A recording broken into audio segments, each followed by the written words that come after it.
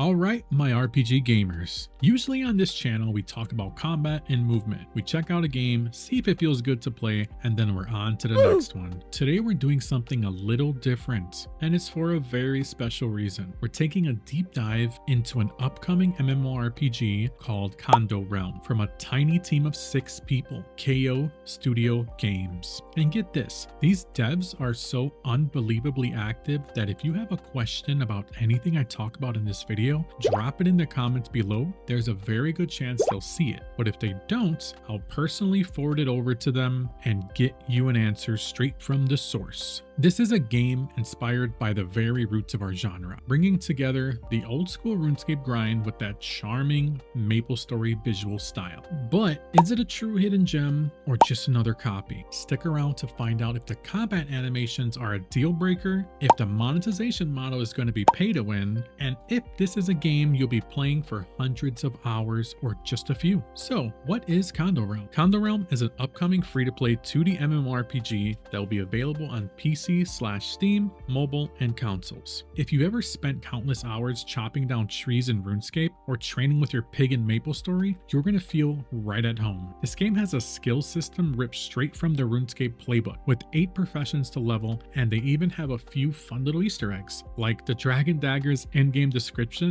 which asks, shouldn't this be level 60? A nod to the old OSRS days when you needed a high attack level to wield that beast. On the other hand, the graphics and the big splashy damage numbers when you attack something are pure MapleStory inspiration. It's like if those two games had a baby and that baby actually turned out to be really good. So, movements. Let's talk about getting around, which is surprisingly one of my favorite parts of this game. You can move in every direction with no restrictions, which makes traversing the world feel incredibly smooth. It's not just a boring walking simulator, it gets even better as you go. Some classes even have movement speed bonuses that act as an AoE buff, so you can make your whole party move faster. Others have teleporting skills similar to those classic RuneScape tellies, and in the future, the developers plan to let mages teleport other players too, which feels like a great callback to a classic World of Warcraft feature. What's cool is that you start unlocking a lot of these movement abilities right around the time you open up a lot of the available areas. It's smart design that prevents the game from ever feeling like a chore. Plus, you can craft movement speed potions, but we'll get more into that in the crafting section. Oh, and here's a little secret for you all. They're planning on adding mounts sometime this year, so it's only going to get even better. Now for the good, the bad, and the sometimes goofy. The combat has both strong and weak points. Let's start with the weak, just to get it out of the way. The animations aren't all in the game yet, and it's very noticeable, especially for melee classes. It looks like you're just raising your hand over and over again. For example, the Thief's double strike would be awesome with a quick stabbing animation, or Eviscerate could look so much cooler with the spinning slash since it's an AoE ability. Visuals matter. They sell the power of the ability, and I hope this is something that gets worked on before the full release. There's also a small issue where your character sometimes has trouble auto-attacking at the start of combat,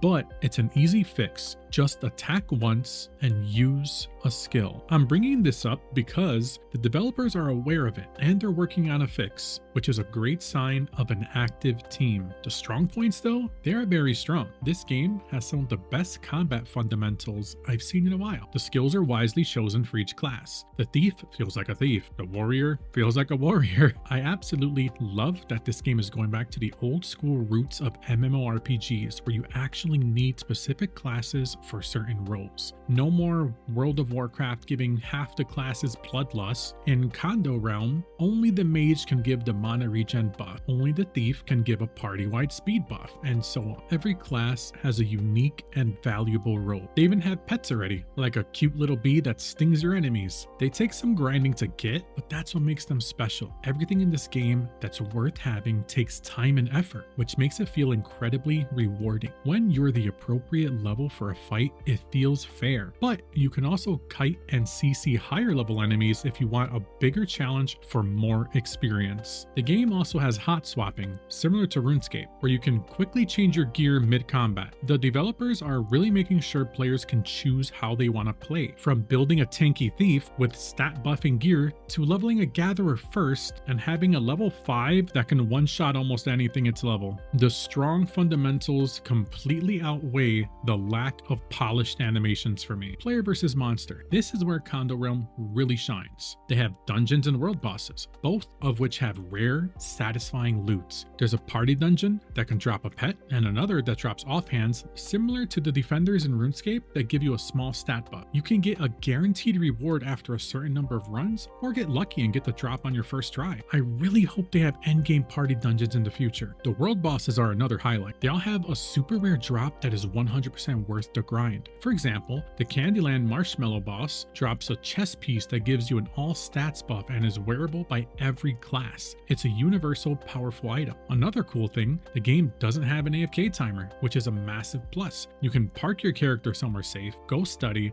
work on something, or even go play a different game, and then pop back in when the boss timer is up. It's incredibly convenient and rewards you for your time. The gathering and crafting in this game are straightforward, with the same weak points as combat, the animations. It's just you lifting your hand over and over, even when you're fishing. But on the bright side, I've had it confirmed that they're working on a fishing minigame, so that's a huge plus. The strong points are what really matter. The reward for gathering is fantastic. There's always a chance to find rare materials that you can trade for gear or better tools. They even have giant gathering nodes, a big tree, rock, or fishing pool that have hundreds of times more health than normal nodes, so you can click on it and come back a while later, which is a perfect way to do a little AFK grinding. Crafting, though, has some of its own weak points, particularly with the UI. It's currently a single long list of all the professions, which can be overwhelming, but it's at least alphabetical, so if I'm trying to find something specific, I can find it quickly. I'm hoping for a UI overhaul soon, but here's a unique and very cool feature. About 80% of the crafting recipes are not given to you. You have to figure them out yourself. It calls back to that old school sense of discovery, making it feel extra rewarding when you figure out a recipe no one else has. All of the recipes you craft are stackable, excluding gear, which is great for mass crafting. The crafted items themselves are incredibly useful, from potions that double your base speed for 2 whole minutes to powerful food that can practically make you invincible. They even have plans for community-driven crafting, like a server-wide bonfire for cooking, which is a fantastic idea to encourage community engagement. They are clearly working hard to make sure that everybody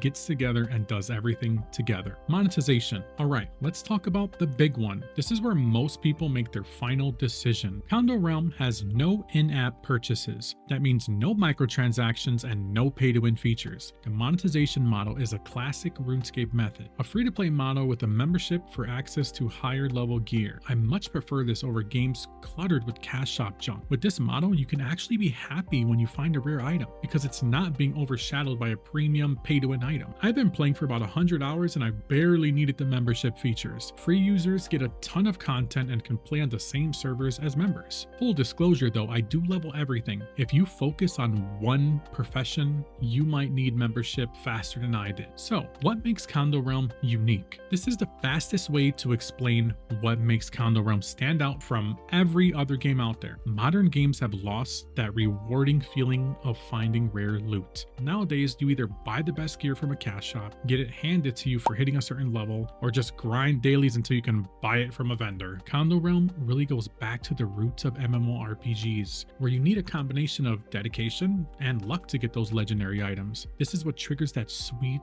dopamine hit that we gamers live for. The subtle flex of a rare item, knowing only a handful of people have it. Remember when in classic RuneScape, if you had a dragon medium helmet, you looked so rich and so awesome? Yeah, sure, eventually everyone had one, but that was long way off. That feeling is what's been missing from modern games, and Kando Realm brings it back in full force. So, my conclusion, to wrap this all up, while Kando Realm isn't perfect, it's a game with an incredibly strong foundation. The animations might be a work in progress, but everything else, the rewarding PvM, the unique crafting features, the smart monetization, and the commitment from the developers make this game something truly special. If you are an RPG gamer that enjoys an old school grind with a modern 2D feel, you would be absolutely missing out by skipping over this game. It has the fundamentals in place to become a truly great 2D MMORPG. Like and subscribe if you enjoyed this video, and don't forget to check out my live streams where you'll probably catch me playing Kando Kando Realm. I've been enjoying it a lot. This is not a sponsored review. I actually love this game.